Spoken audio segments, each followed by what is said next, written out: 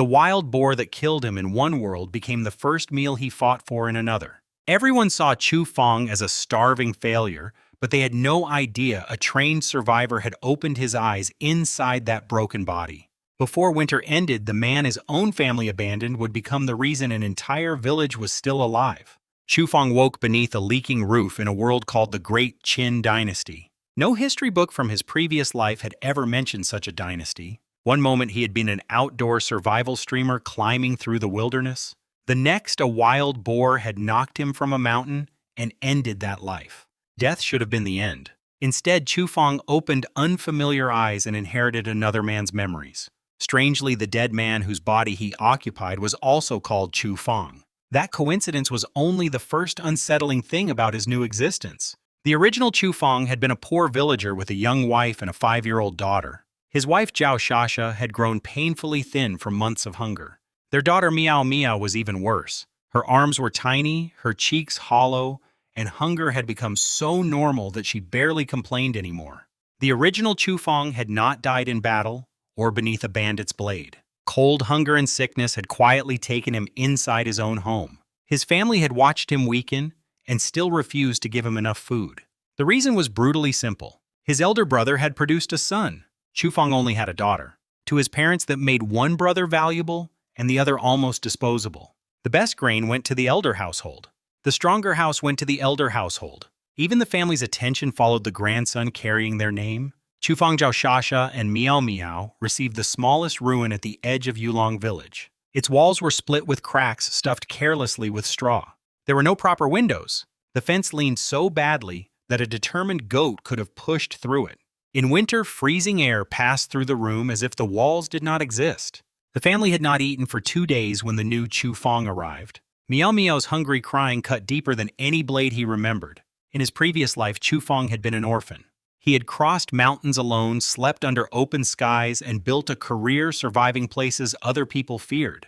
He knew how to trap animals, recognize plants, climb cliffs, shoot bows, and read tracks. Before becoming a streamer, he had also served in the military. Those skills had once earned him viewers. Here they might keep 3 people alive. Chu Fong did not waste time mourning his impossible situation. A hungry child was standing in front of him. That problem mattered more than reincarnation. He grabbed a bamboo basket, a short hoe, and headed toward Yulong Mountain. Every villager knew the stories about that mountain. They called it cursed. Years earlier, an old hunter had entered the forest and never returned alive. When his body was finally discovered, his organs were missing. Even during famine, people preferred hunger to climbing those slopes. Chu Fong did not have that luxury. As he left the village, he failed to notice 2 tiny shadows following him. Miao Miao had secretly come after her father. Beside her trotted the family's little white dog, Bin Bin. Chu Fong nearly sent them home the moment he discovered them. Miao Miao was too weak for mountain snow. In this era, a simple cold could become a death sentence. Yet the stubborn child clung to him and refused to leave. Chu Fong finally let her stay close. That decision forced him to move more carefully. He searched beneath dead grass and frozen soil for anything edible. His eyes quickly found shepherd's purse and several black nightshade plants. To an ordinary villager, the mountain looked empty. To a trained survival expert, it still contained scattered food. The problem was quantity. Winter had stripped almost everything from the ground. A handful of wild vegetables might fill their stomachs for one evening.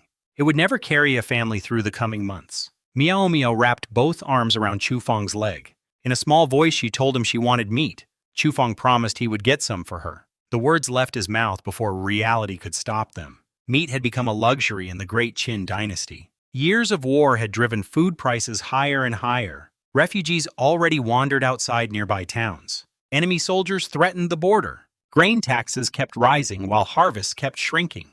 Even rich families were paying attention to every bag of rice. Chu Fong had no money and almost no grain. Still, Miao Miao believed her father completely.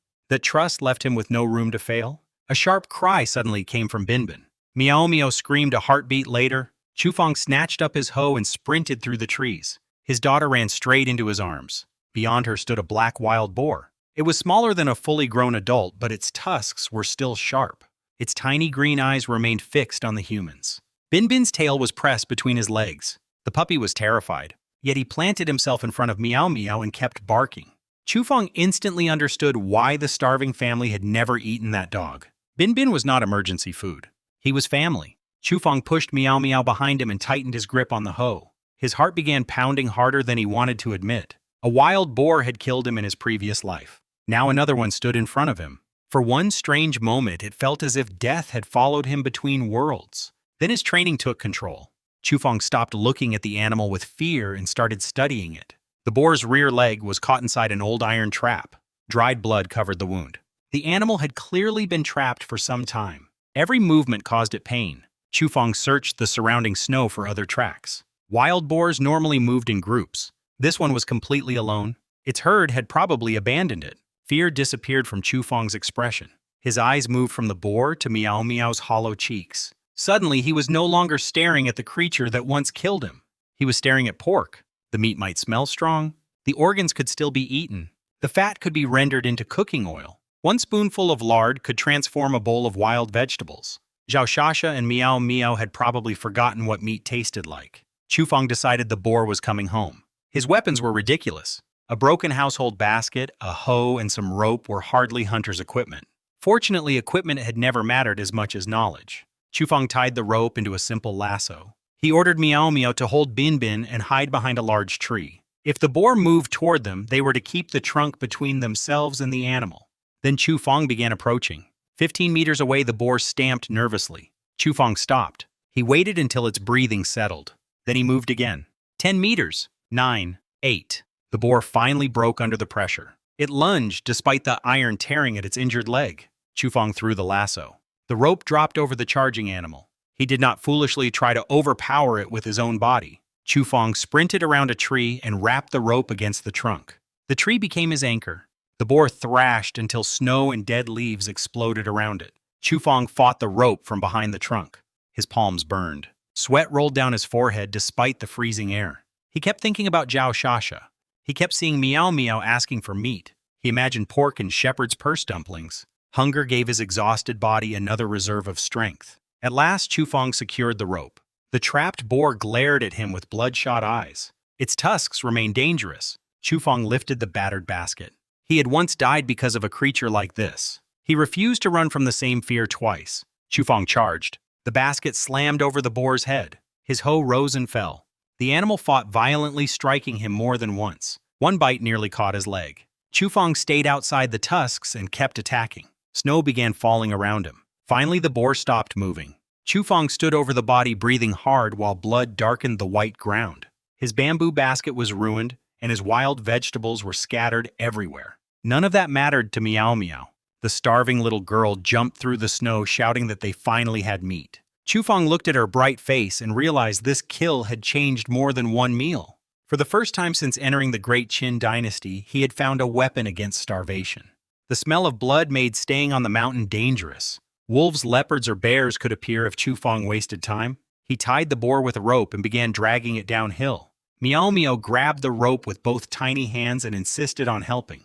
Bin Bin bit the boar's ear and pulled with heroic seriousness. The three of them needed almost 2 hours to reach home. Fortunately, their miserable house stood at the very edge of Yulong village. No villagers saw the whole carcass. Zhao Shasha had been waiting near the door, nearly sick with worry. When she saw the dead boar, she froze. Chu Fong told her to stare later and help first. Zhao Shasha immediately grabbed the other end. Despite her thin body, she was surprisingly strong. Chu Fong finally studied his wife properly. She was only 21. Hunger had sharpened her cheekbones and stripped weight from her body, yet her eyes still held a stubborn brightness.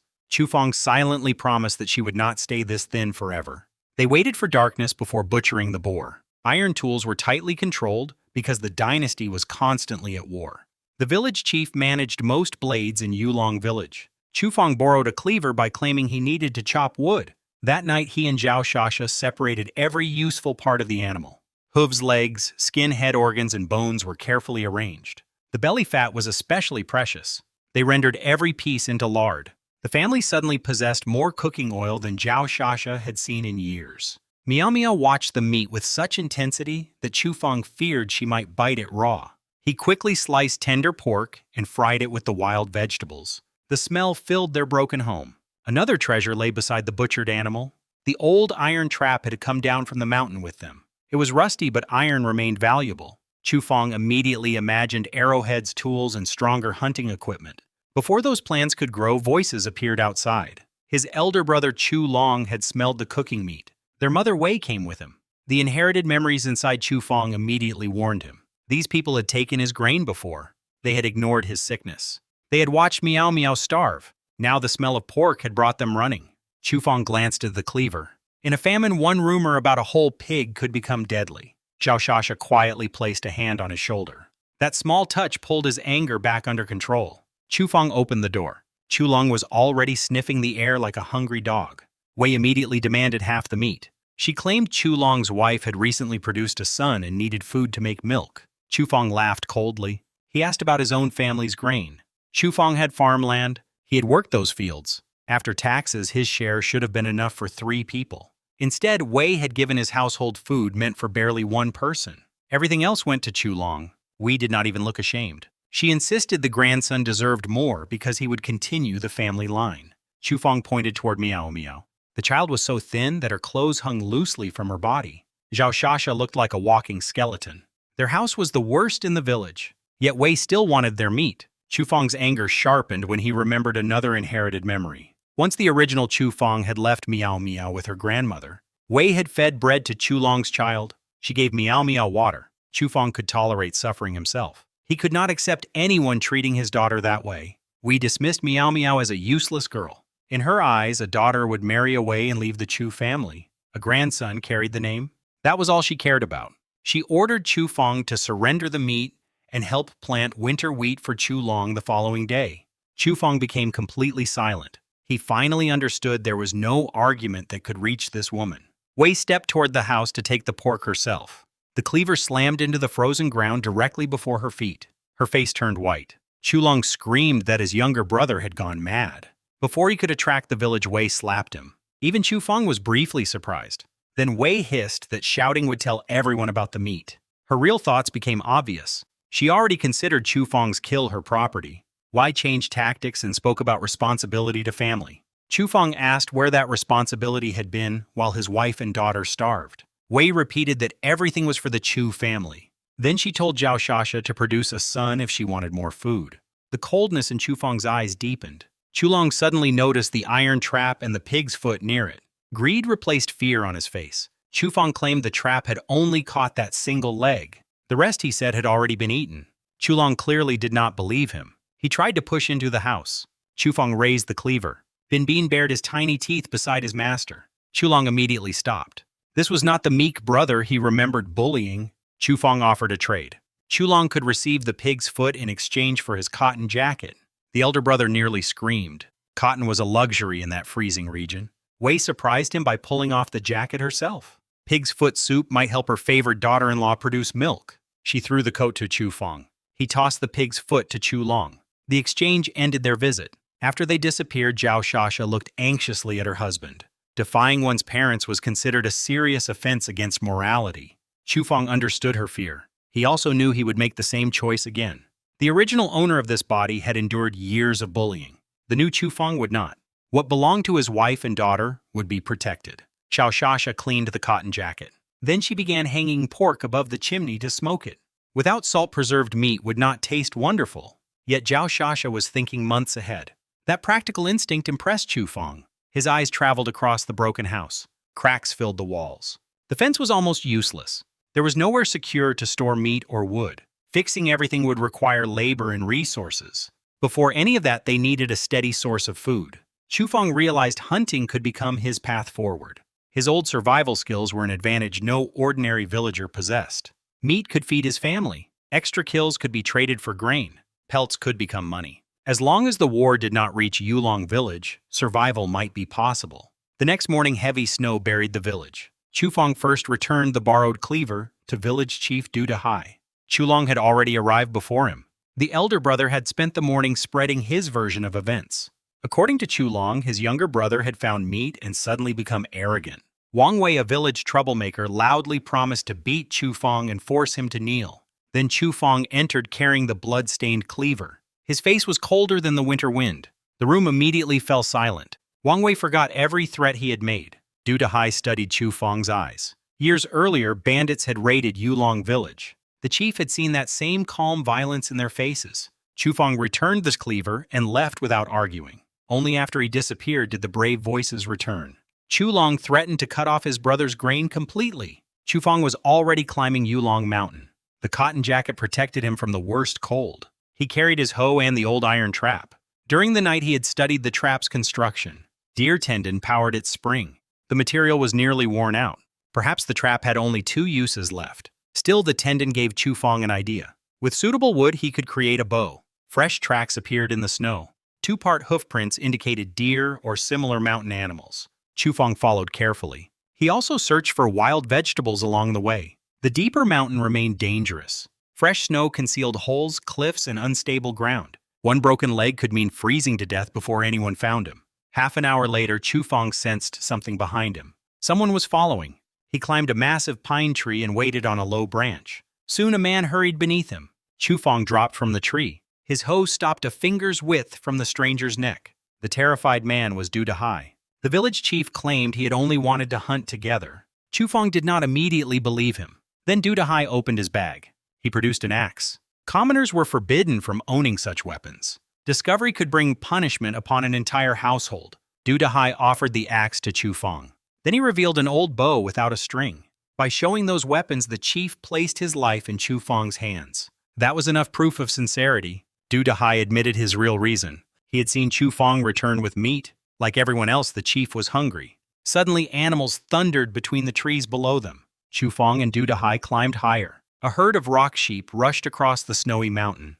Their presence at such a low elevation surprised Chufang. Even more disturbing was their speed. The herd was fleeing something. A white shape appeared beneath the tree. Black spots broke across pale fur. A snow leopard stared upward with cold eyes. Du Dahai nearly fell from the branch. Chufang remained still. He studied the predator. It was not large enough to challenge the adult rock sheep. The leopard was probably hunting the young. While they waited, Chufang used the axe to cut branches. He sharpened the wood into crude arrows. Then he removed the deer tendon from the trap. The old bow finally received a string. Du Dahai watched an illegal antique become a working weapon in Chufang's hands. The snow leopard eventually disappeared. The rock sheep circled back uphill. Chufang searched the herd for a vulnerable target. Adult sheep were too strong for an untested bow. Then he spotted a smaller lamb. Chufang drew the string. Military archery training returned through muscle memory. The wooden arrow flew. It pierced the lamb's neck. Du Dahai stared in disbelief. Chufang merely smiled and claimed he had learned a little.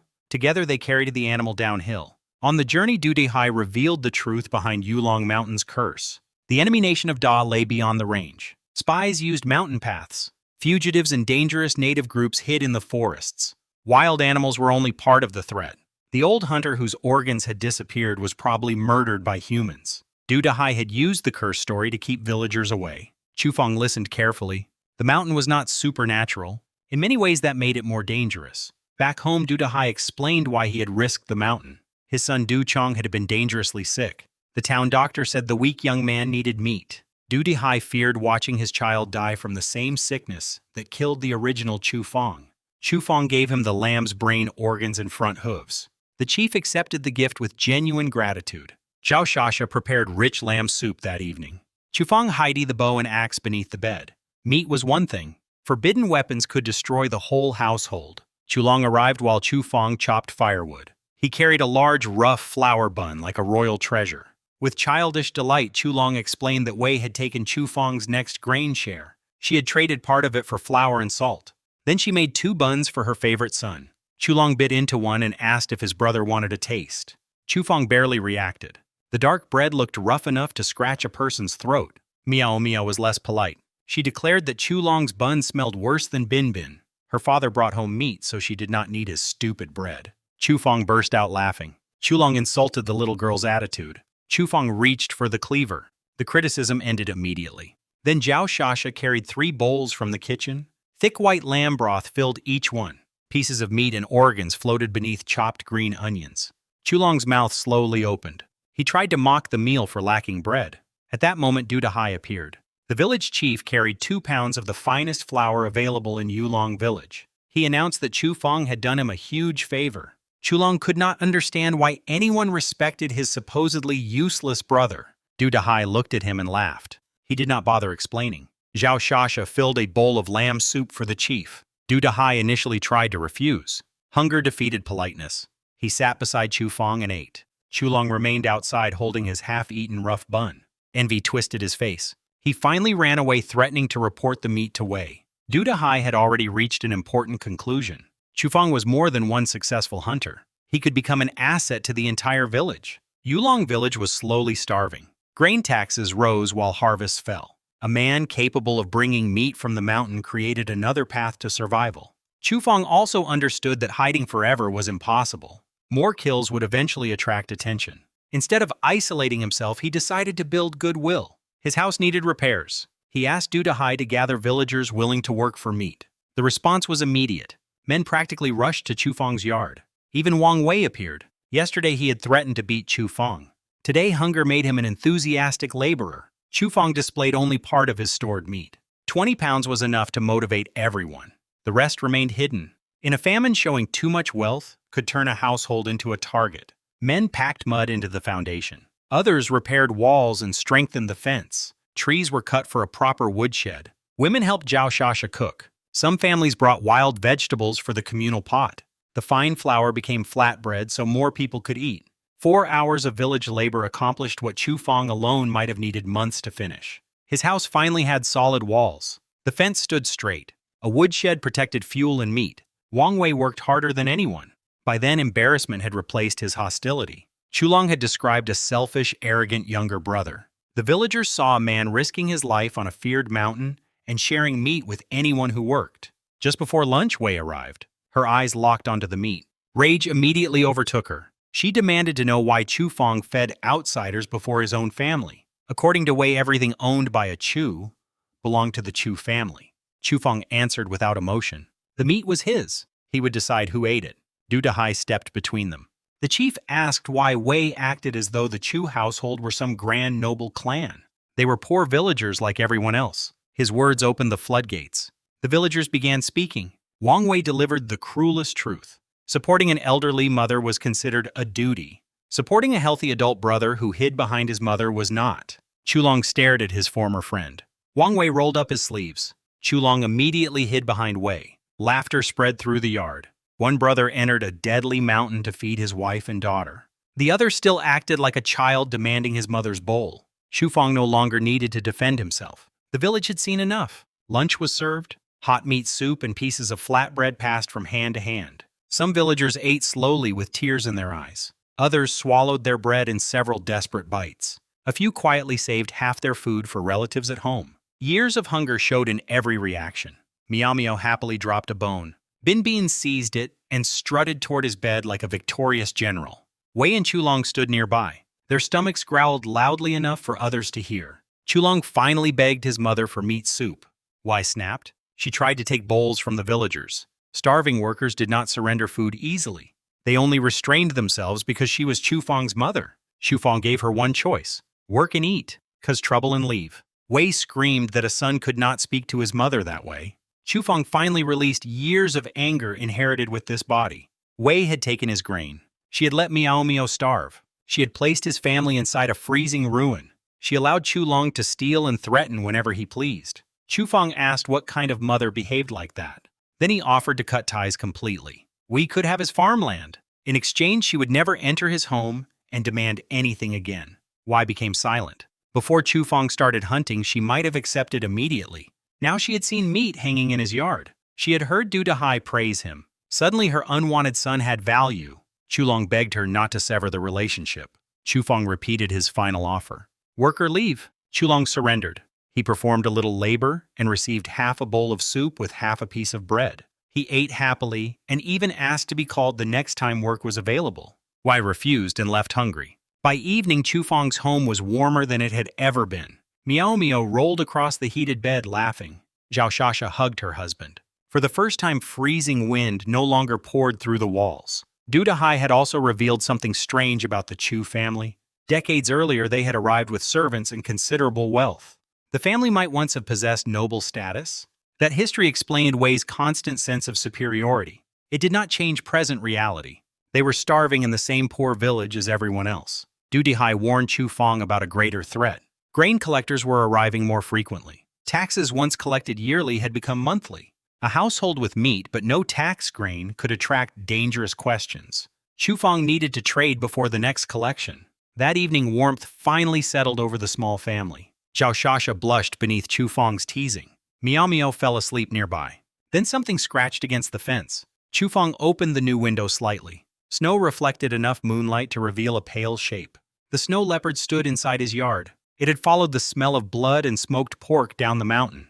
Zhao Shasha and Miao Miao could not defend themselves against such a predator. Chu Fong grabbed the hidden axe. His wife begged him to stay inside. Chu Fong refused. Their winter meat was stored in the woodshed. Its roof was not strong enough to hold a fighting leopard. If the animal found food once it could return again.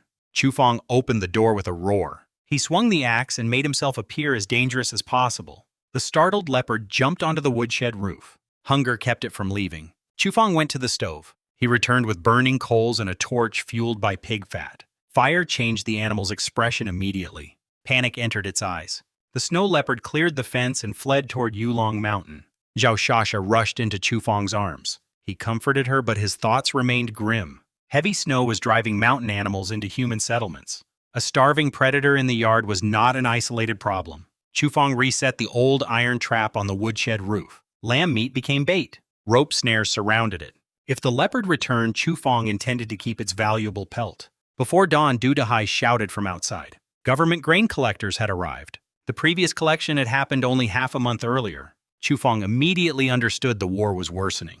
Worse, he possessed no grain. When he opened the door, Du Dehai stood there, carrying half a sack. The chief had taken it from his own household. Every family needed its remaining grain to survive winter. Du Dehai still gave Chu Fong enough to pay. His son's life had improved after receiving meat. The chief considered that a life-saving debt. At the village center, 2 officers waited beside a cart. Chu Long immediately announced that his brother had brought no grain. He demanded Chu Fong's arrest. Swords left their sheaths. Wei watched without emotion. The villagers did not. Voices rose, offering to contribute grain.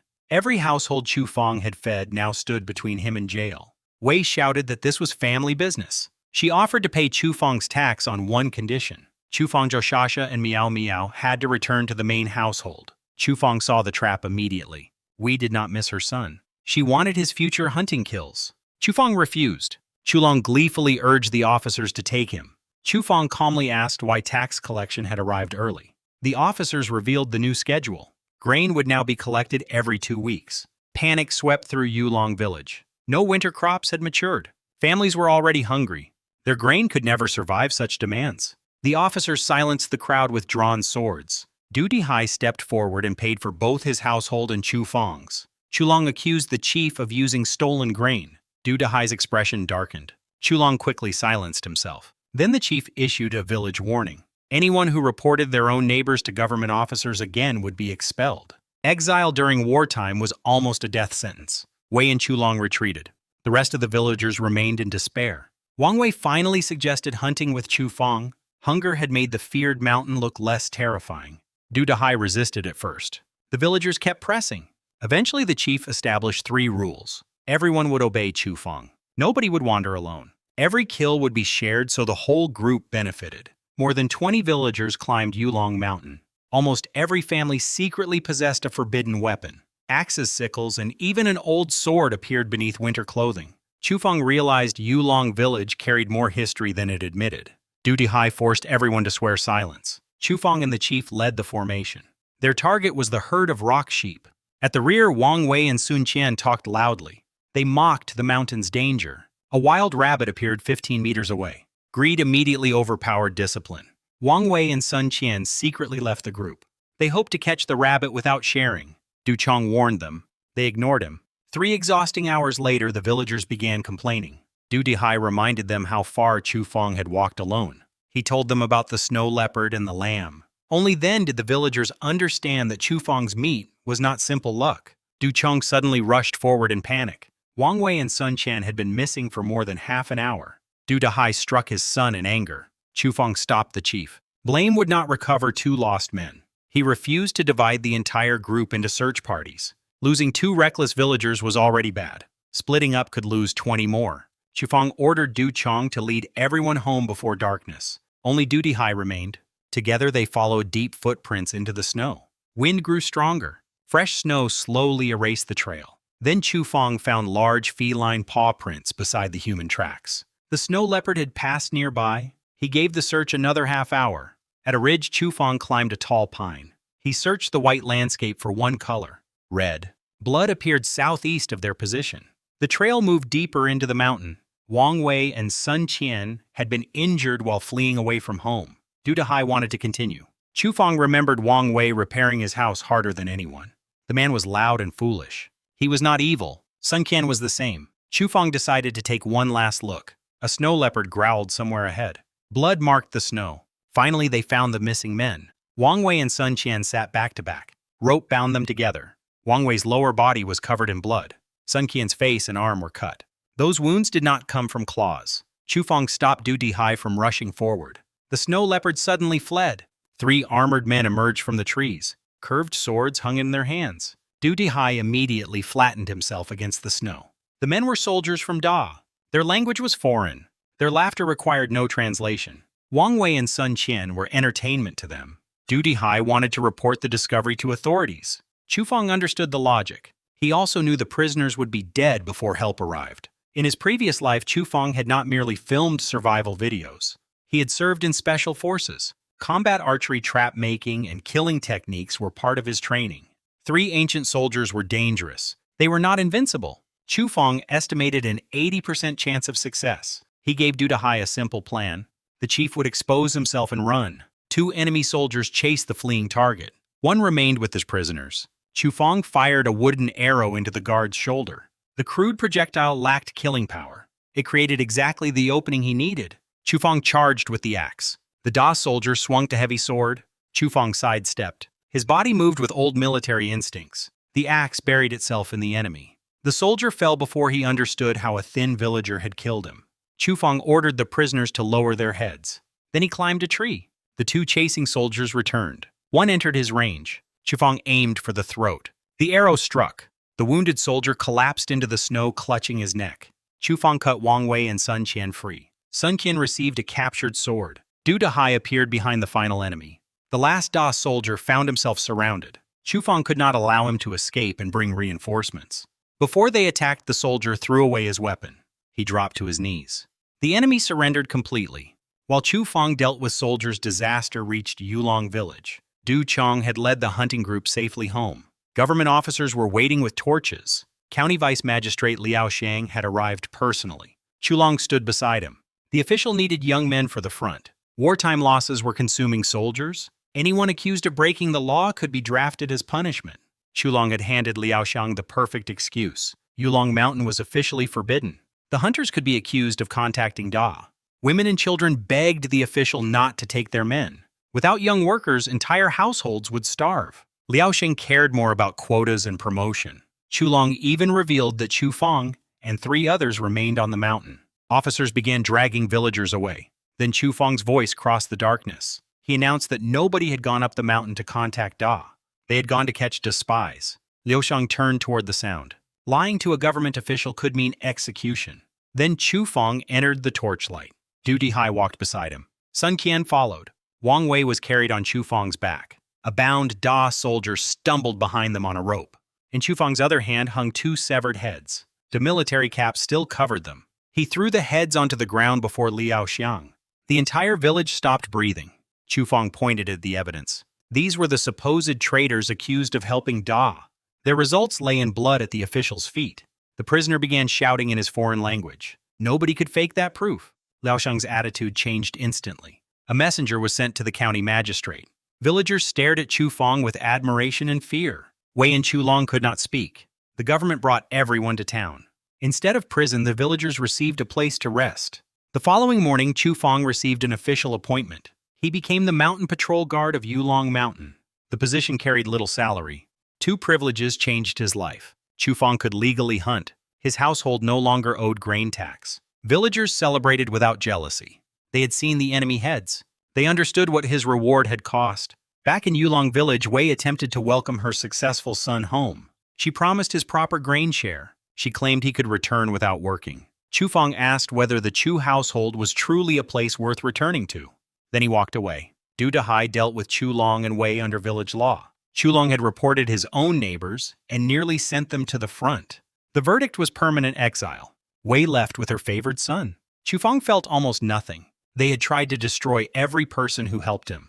Allowing them to leave alive was enough mercy. Zhao Shasha waited at the door when Chu Fong returned. She ran into his arms and cried. Miao Miao struggled not to cry after her father asked her to be brave. Her puffed cheeks made Chu Fong laugh. That night the family ate sorghum rice mixed with pork lard cracklings. Miao Miao swallowed her first bite too quickly to taste it. She immediately demanded another sample for a more accurate judgment. Zhao Shasha and Chu Fong laughed together.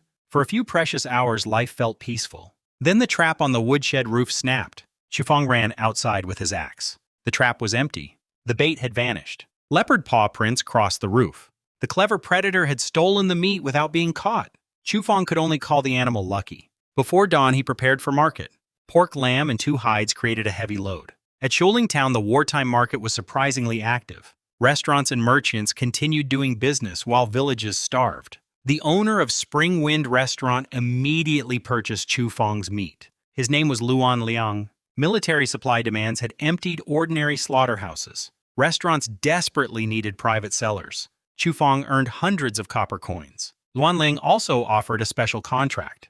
He needed oil toads and crayfish for a wealthy birthday feast. He promised to buy every creature Chu Fong could bring.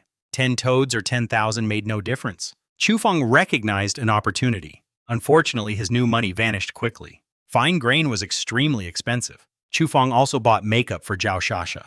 2 candy figurines were reserved for Miao Miao. By the time he finished shopping, half the money was gone. 1 boar and 1 lamb could not create lasting security. Returning to Yulong village, Chu Fong received alarming news. His father was at his house. The original Chu Fong's memories barely contained the man. Chu Tian had spent most of his life avoiding work. After Wei and Chu Long were expelled, nobody remained to serve him. Now he had appeared at Chu Fong's home. Worse, he was pulling Miao Miao by the arm. Zhao Shasha held the child from the other side. Chu Tian screamed that his son had destroyed the family. He threatened to take Miao Miao to the river and die with her. Something inside Chu Fong snapped. He seized his father's arm until Chu Tian released the girl. Then he threw the older man to the ground. Chu Tian rolled and wailed. The performance was emotional blackmail. Chu Fong placed the axe against his neck. Du Dahai grabbed him. Killing one's father meant execution without exception. Chu Fong looked at his terrified wife and daughter. What would happen when he was away and Chu Tian returned? His axe rose. The old man finally understood that his obedient son no longer existed. Zhao Shasha stepped between them. Her quiet plea stopped Chu Fong. Villagers rushed forward and separated the 2 men. Chu Tian's real motive soon emerged. He wanted food and someone to wash his clothes. The suicide threat had been a bluff. He begged for grain. Sun Qian suddenly punched the old man. Chu Fong could not strike his father without legal consequences. Sun Qian had no such relationship. Wang Wei tripped Chu Tian as he tried to run. They warned him never to threaten Zhao Shasha or Miao Miao again. The humiliated father fled. Afterward, Chu Fong gave Zhao Shasha the makeup he had bought. Fear disappeared beneath shy happiness. Miao Miao received her candy figurines. Fine white rice filled the family pot that evening. Chu Fong carried a large bowl to Du Dahai. Over dinner, he explained his larger goal. He did not believe peace would last near the border. Eventually, he wanted enough money to move his family somewhere safer. Du Dahai responded by showing him an old sheepskin map. Yulong village's ancestors had once guarded the mountain against spies. That history explained the hidden weapons. The map showed mountain paths and a river. Chu Fong immediately remembered Luan Liang's request. Clean mountain water could contain crayfish. Oil toads might hibernate near the same stream. Du Dahai warned him about the dense forest between the village and river. A massive bear lived there. The animal had killed people before. Chu Fong agreed outwardly. His interest did not disappear. Several days later, he left with the map. Zhao Shasha packed 4 white rice balls with vegetables and oil. She refused to keep any for herself. Chu Fong kissed her before leaving. Her entire face turned red. At the village entrance, 3 men were waiting. Sun Qian, Wang Wei, and Du Chong had guessed his plan. They offered to help for a share of the earnings. Chu Fong accepted under one condition. His orders would be absolute. The 4 men entered the dense forest. They joked about the soldiers and old dangers. Eventually, someone mentioned the bear. Bears should have been hibernating. Chu Fong suddenly stopped. That simple fact made the chief's warning more disturbing. If a bear remained active in deep winter hunger, or abnormal behavior had driven it from its den. The group reached the stream. Chu Fong taught the others where to search. Toads hid near frozen banks. Crayfish sheltered under rocks. Hours of work filled their baskets with valuable creatures. Excitement made everyone careless on the return journey. Chu Fong looked ahead and froze. A massive brown bear stood 30 meters away. One ear was torn, one eye was blind. Its remaining eye watched the men with something almost human. The expression looked amused. Chu Fong ordered everyone to stand tall. They spread their arms, raised weapons, and shouted. The bear did not retreat. It walked toward them. Chu Fong knew humans could not outrun it in snow. For one ugly moment, survival instinct produced a selfish thought. Wang Wei was still injured. He was the slowest. One victim might satisfy a hungry bear. Then Wang Wei stepped forward willingly. He told the other three to run if the bear charged. His damaged body could not escape anyway. He would buy them time. Shame struck Chu Fong harder than fear. Wang Wei was prepared to die for them. Chu Fong grabbed his arm. The bear charged. A white shape suddenly appeared behind it. The snow leopard leaped onto the bear's back. Its teeth sank into thick fur, and Yulong Mountain shook beneath the bear's roar. Chu Fong did not understand why a leopard would attack a creature strong enough to kill it. Understanding could wait. He ordered everyone to run. Chu Fong and Sun Qian supported Wang Wei. Du Chong pushed from behind. They escaped through the snow until darkness covered the mountain. At the village, exhausted laughter finally replaced terror. Wang Wei admitted the mountain had defeated his courage. Sun Qian and Du Chong silently agreed. Even Chu Fong remained disturbed. Why had the snow leopard saved them? The answer appeared before dawn. Chu Fong opened his door and found the leopard beside his fence. Blood had frozen across its torn belly and back. The fight with the bear had nearly killed it. Still, the animal had dragged itself to Chu Fong's home. Something moved inside its mouth. The leopard approached. Chu Fong held his axe ready. Several meters away, the animal lowered its head. A tiny cub fell gently into the snow. Its eyes were still closed. It cried like a kitten. The mother leopard looked at Chu Fong one final time. Then she disappeared into the falling snow. Chu Fong finally understood. The bear had probably killed her other cubs. Her attack had been revenge. That revenge accidentally saved 4 humans. Now the injured mother could no longer raise her final cub. She had brought it to the human connected with food. Ironically, the meat she once stole had been bait in Chu Fong's trap. Zhao Shasha carried the cub inside. They had no milk. She mashed rice into warm water and created a thin soup. The tiny leopard drank. Chu Fong rushed his crayfish and toads to Spring Wind Restaurant. Luan Liang paid 1 tael of silver. Chu Fong divided the money according to his agreement. On returning home, he found another gift. The mother leopard had dragged a small roe deer to the house. She released it and vanished once more. Chu Fong wondered whether the animals of Yulong Mountain possessed spirits. Zhao Shasha remembered old stories about intelligent mountain beasts. Miao Miao named the cub Hua Hua.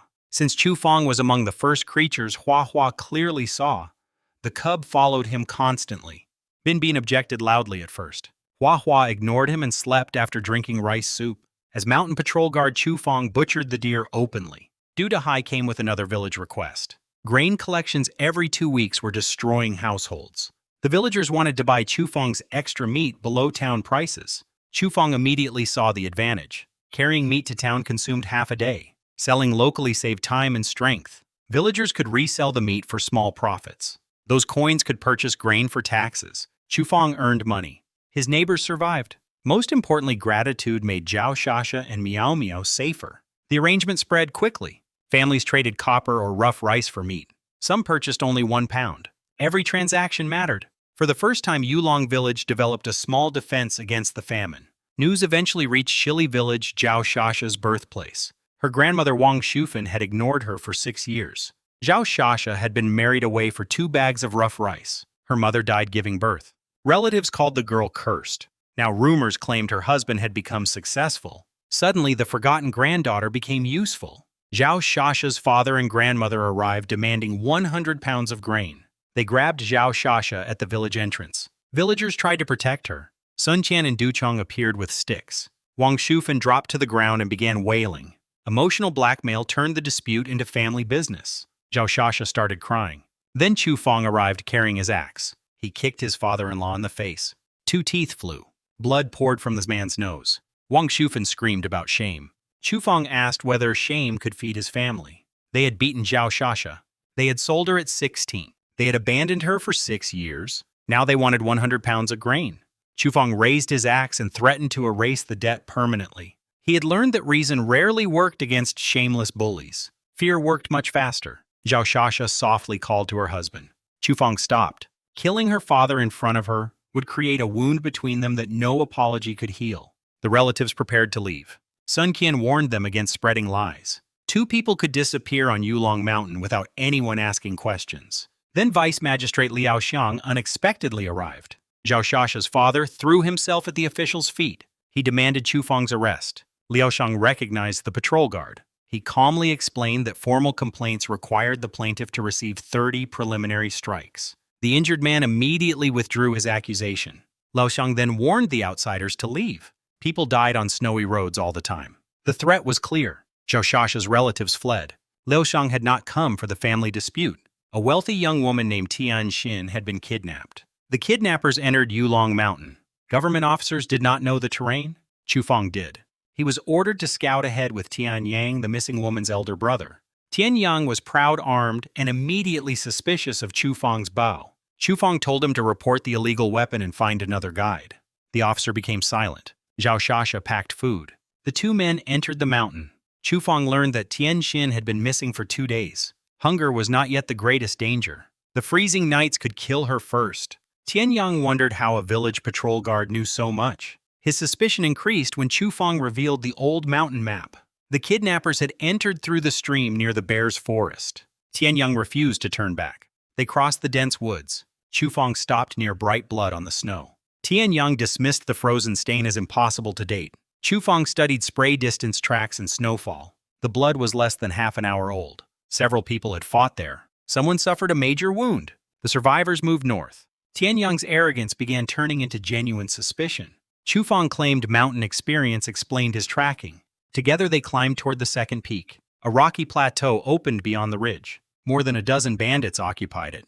Tian Xin was still alive. Blood marked her face, but her spirit remained unbroken. Chu Feng wanted to return and report. Tian Yang refused. The bandits had discussed using his sister as emergency food. He threatened Chu Feng's wife and daughter to force cooperation. That threat silently sealed Tian Yang's fate. Chu Feng did not attack immediately. He proposed a better plan. A snow rabbit became bait. Chu Feng spilled its blood and allowed the hungry bandits to find the carcass.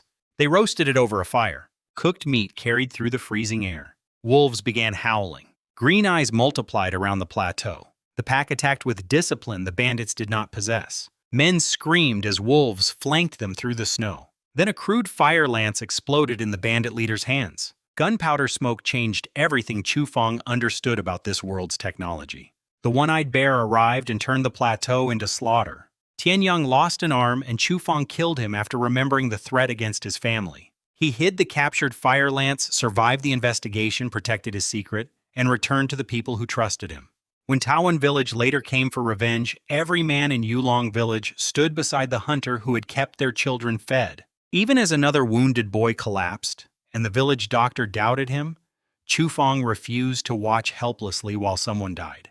The doctor finally lowered his pride and told Chu Feng to explain his method, promising to assist. In a frozen world ruled by hunger and fear, Chu Feng had become the man who would fight with every skill he possessed to keep his family and his village alive.